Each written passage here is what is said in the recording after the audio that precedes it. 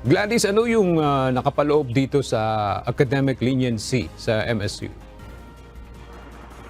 Aga ang mga estudyante sa Mindanao State University, Marawi City ay papayagan na isa pang semester para makumpleto nito ang kanilang academic requirements. Yan ang nakapaloob sa tinatawag nating academic leniency.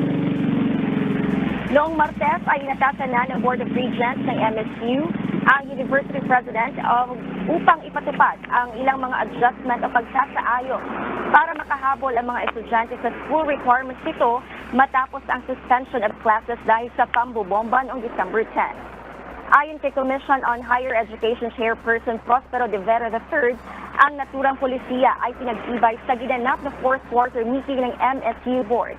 Aniya ginawa ito para sa mga estudyanteng nagkaroon ng trauma o distress dahil sa naging pangyayari at para na rin sa mga estudyanteng nakararamdam na hindi sila makapagpapatuloy sa pag-aaral.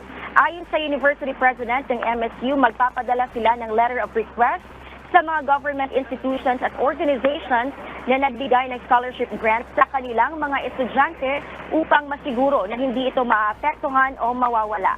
Aga kaugnay nito ang Commission on Higher Education at SHED ay magbibigay naman ng financial assistance sa mga estudyanteng direktang naapektuhan ng bombing incident at ito ay sa ilalim ng Tulong Dunong Program Academic Year 2023-2024.